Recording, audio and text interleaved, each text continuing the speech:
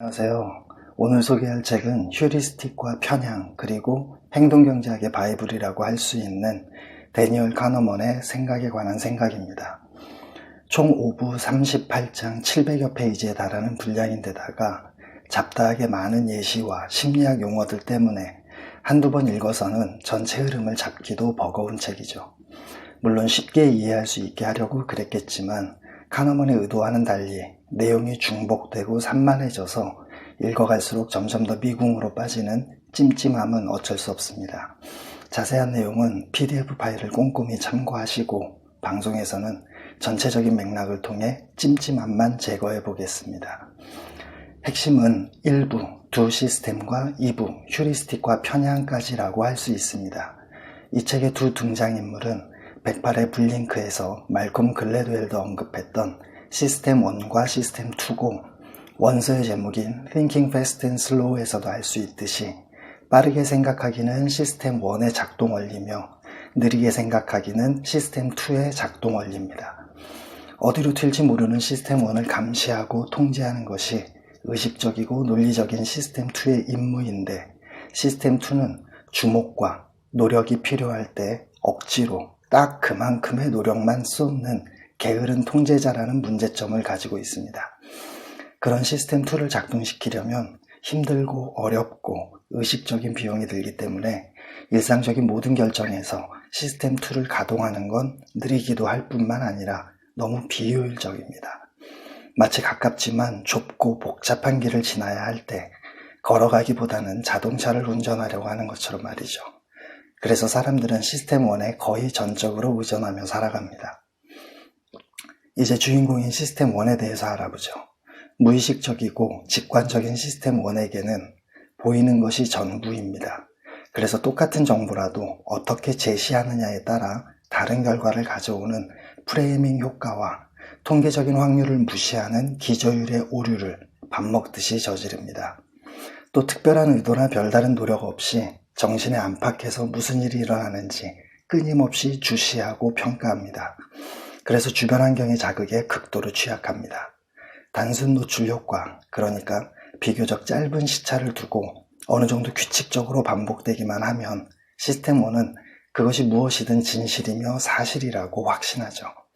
반복해서 봐왔기 때문에 친숙함을 느끼고 그런 친숙함은 그것의 가치를 실제보다 훨씬 더 크게 인식하게 만드는 돋보기 효과를 일으키기 때문입니다.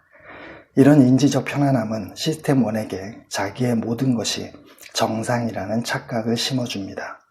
그러다가 자기의 기존 확신과 어긋나는 상황에 직면하게 되면 재빨리 구체적이고 명확한 원인 찾기, 즉 인과관계 파악에 몰두하죠. 그때 그 자극이나 정보가 자연스럽고 편안하게 스토리텔링이 되는가 하는 일관성만 따질 뿐 그 자극이나 정보가 사실인지 거짓인지는 전혀 고려하지 않는 오류를 저지릅니다. 이것이 경험의 양인 전체 시간은 무시하는 지속시간 무시에 절정과 마지막만 고려해서 전체적으로 어땠는지 대충 판단하는 정점과 종점의 원칙을 사용해서 기억을 결정하고 조작하는 기억하는 자아의 특징입니다. 이런 서사 오류 또는 타당성 착각의 과정에서 난 이미 그럴 줄 알고 있었다니까 라는 말로 대표되는 사후확신 편향이 나타나고 이런 과신 때문에 시스템 1은 속단에도 잘 빠지죠. 시스템 1은 점화효과라고 할 수 있는 연상작용과 후광효과, 즉 첫인상효과라고 할 수 있는 인과관계 탐색을 통해 문제를 해결하지만 강도만 비슷하다면 서로 다른 범주의 항목도 막무가내로 똑같다며 바꿔치기 하고 조금이라도 의식적인 생각이 필요한 문제는 자기가 자신 있는 쉬운 문제로 바꿔치기해서 시스템 2에게 정답이라며 제시하는 뻔뻔함도 갖췄습니다. 이런 시스템 1의 문제 해결 방법의 본질이 바로 2부 휴리스틱과 편향의 내용이죠.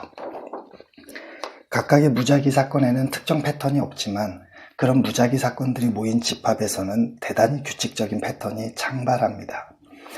23회 켄 윌버와 26회 스티븐 존슨의 책에서 이미 살펴본 내용이죠.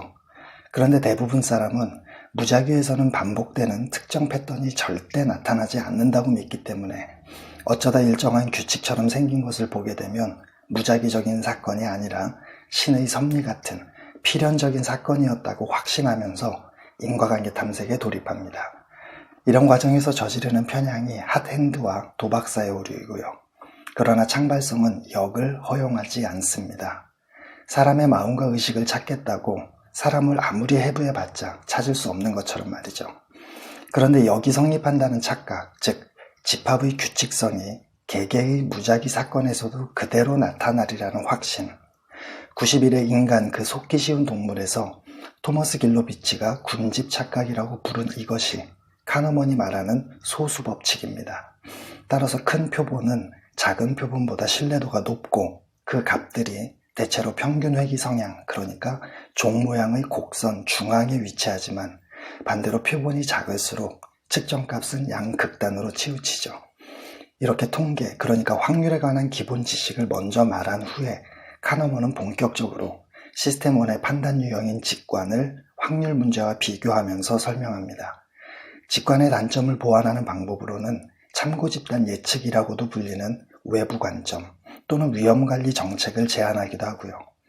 불확실성, 즉 결과가 확률적인 상황에 관한 판단인 휴리스틱은 대체로 하나의 개체가 전체 범주의 속성을 얼마나 전형적으로 드러내는지로 판단하는, 다시 말해서 개체에 관한 판단을 그가 속한 집단에 관한 통계로 살짝 바꿔치기 하는 기저율의 오류라고도 할 수 있는 성급한 일반화의 오류 또는 대표성 휴리스틱과 어떤 사건에 관한 정보가 없을 때 그 사건이 우리에게 얼마나 익숙한가에 따라 판단하는 가용성 휴리스틱, 그리고 제시된 기준에 따라 무의식적으로 측정값을 조정하는 정박 효과 또는 기준점과 조정 휴리스틱 세 가지가 있습니다.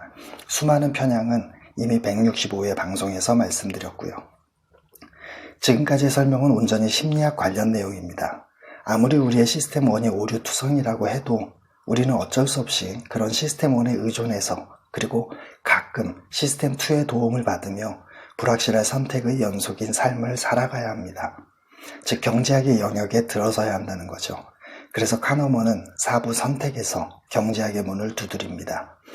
사람들은 불확실한 상황에서의 선택과 관련해 대표적인 도박 문제에 직면할 때 도박을 할지 말지를 가능한 여러 결과마다 각각의 확률인 가중치를 곱해서 더한 돈의 액수인 기대값으로 판단한다고 생각했었지만 1738년 스위스 수리물리학자 다니엘 베르누이는 한계효용 체감의 법칙에 근거한 심리적 만족도인 효용이 판단 기준이라고 주장했습니다. 그리고 200여 년이 지난 1944년 헝가리계 미국 수학자 존 폰 노이만과 독일계 미국 경제학자 오스카 모르겐슈테른이 사람들은 결과에 대해 기대값과 똑같거나 그보다 약간 적은 액수라도 확실한 이익을 선호하고 손실을 회피하려 한다는 경제학의 기대효용 이론으로 통합 정리했고요. 그러나 누구의 것이든 경제학 이론은 사람들은 비교할 때 항상 기준으로 삼는 판단 직전의 현재 상태인 준거점, 즉 기준점을 필요로 하고 그것은 매우 크게 영향을 받는다는 현실적인 사실을 간과했다는 것이 카너먼의 주장입니다. 나아가 재화와 효용의 관계를 나타내는 경제학의 무차별 곡선도 사람들의 선호도, 즉 취향은 고정된 것이 아니라 준거점에 따라 달라지고 변화로 인한 손실이 이익보다 더 커 보이는 탓에 가능한 한 현재 상태를 선호하는 편향이 생긴다는 사실을 드러내지 못했다고 비판하고요. 이런 현실적인 부분을 보완한 것이 아모스 트버스키와 카너먼의 전망이론, 즉 기대심리입니다. 이익을 선호하고 손실을 회피하려는 사람들의 태도는 현재의 재산 상태에 대한 평가 때문이 아니라 아무리 적은 액수라도 단순히 확실하게 얻는 게 좋고 잃는 건 똑같은 액수라도 얻는 것보다 2배 이상 더 싫어서라는 거죠. 그래서 타인과 좋은 관계를 오래 유지하려면 긍정적인 것을 추구하기보다는 부정적인 것을 피하는 것이 훨씬 더 중요하다고 조언합니다. 사람들이 그렇게도 잃는 걸 싫어하는 이유는 무엇이건 소유하는 순간 그 가치를 훨씬 더 크게 느끼는 소유 효과 때문이고요. 만약에 우리가 철저히 합리적인 존재라면 매 순간 전체를 고려한 관점에서 선택을 이어나갈 겁니다. 그러나 우리는 대체로 비합리적이고 우리의 시야는 좁고 근시안적입니다. 그래서 똑같은 상황인 줄 알면서도 때에 따라 기준과 선택이 달라지는 선호도 역전 현상을 경험하고, 똑같은 액수인데도 심리적 계좌가 달라서 티켓을 잃었을 때와 현금을 잃었을 때 보이는 반응이 달라지죠. 책을 마치면서 카너먼은 마치 넛지처럼 살며시 삶에 대한 조언을 꺼내놓습니다. 행복과 불행을 비롯해 우리의 감정 상태는 우리가 무엇에 주목하느냐에 달려있다. 우리의 삶을 시스템1의 휴리스틱에만 온전히 맡기면 전혀 중요하지 않은 특정 부분이나 대상이 시스템1의 편향에 의해 매우 중요해 보이는 주목 착각이 일어날 수 있고, 그렇게 주목 착각이 일어난 대상이나 상품이 자기를 행복하게 해주리라는 착각에 빠져 맹목적으로 그것을 원하는 희망 오류를 초래할 수 있다.